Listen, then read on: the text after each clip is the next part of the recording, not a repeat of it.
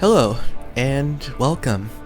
I'm Kakusa, an artist looking to get into the games industry as a character designer. I hope you're doing well today, and if not, I hope your situation gets better. Truly.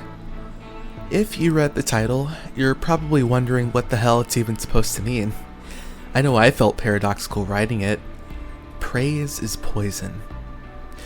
Well, today I want to discuss a topic that's near to my life experience. A form of conditioning, which I firmly believe, if used in excess, will ruin a person for the rest of their life. If you're somewhat like me, or someone similar to me, then you might relate. We all know what praise is, right? If so, you've likely experienced it, be from a parent, a friend, your partner, a mentor, or an educator. It's that positive feeling you get when you're congratulated for a job well done or a task well executed. As a kid, you feel emboldened by such occurrences. You want to find more ways to feel that way again and again, until it eventually becomes second nature. At a young age, we seek that positive reinforcement for a special reason. After all, what is the goal of all life if not happiness? But as we all inevitably learn, too much of a good thing leads to ruin.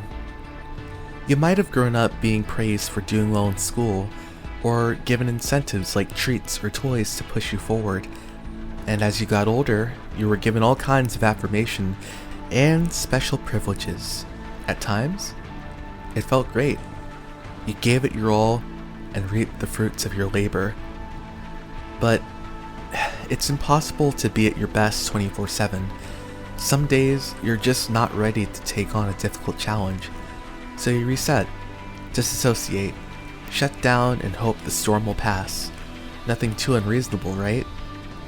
Well, if you came from a family which prioritized academic excellence above all else, then you might have been punished for falling behind, for receiving even a single grade below the lofty standards expected of you, because in their eyes, you're squandering your potential. You're putting your future at risk.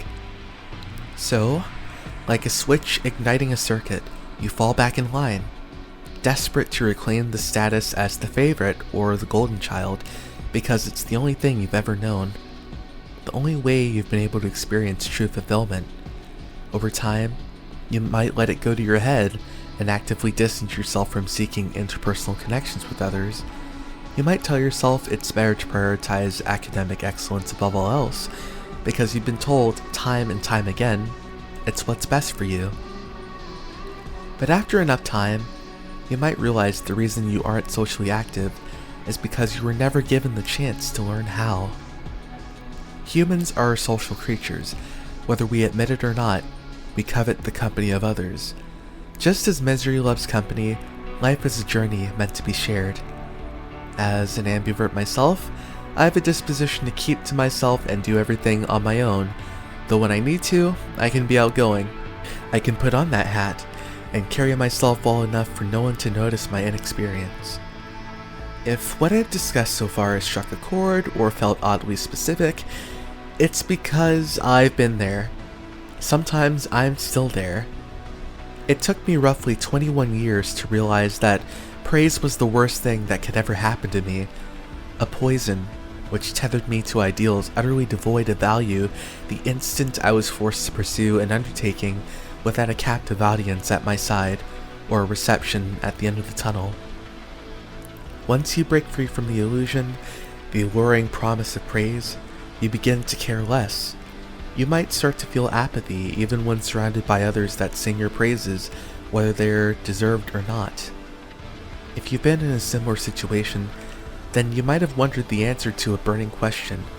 If living for the sake of praise is unsustainable, what else can I pursue?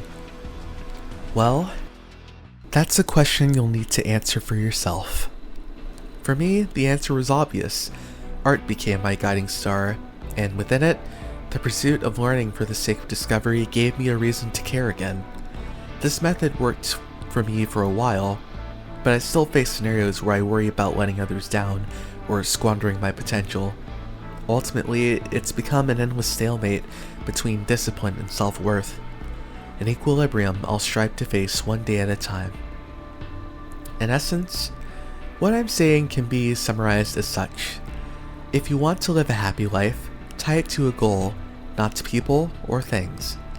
If you're big on quotes or enjoy finding inspirational messages, you might have heard this one before. This was a phrase once spoken by the late Albert Einstein, and as the phrase implores, putting one's self-worth in a hobby or a self-guided endeavor, independent of external input, is one of the best ways to understand yourself on a fundamental level. By giving yourself the space and freedom to dictate your own directives, you are then able to imbue your everyday life with meaning and purpose. Now, you might have doubts whether you're cut out to accomplish a set goal, or fear that if you strain yourself to the limit, you might never recover. These are all valid concerns, and things which will inevitably cross our minds at one time or another. But that's just a part of life. To live is to suffer, yet it is only through suffering that we learn to grow. Even so, I believe it's equally important to know yourself above all else, and take time to remind yourself why you set a goal to begin with. In the beginning, it's plainly obvious, but as time goes on, your muscle memory and intuition becomes the only thing guiding you. If ideas or concepts which once brought elation now only inspire apathy, that's a good sign to step back and reframe your goals.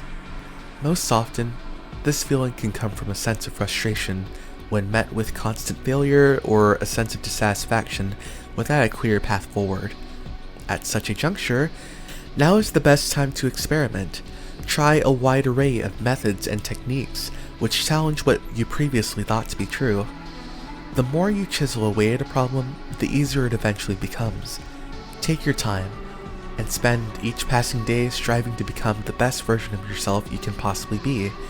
Be proud of yourself and the things you've accomplished, and keep aiming higher. Take pride in the fact that you're still here. That means it's not too late. It never is. You can still pick yourself back up and keep moving forward.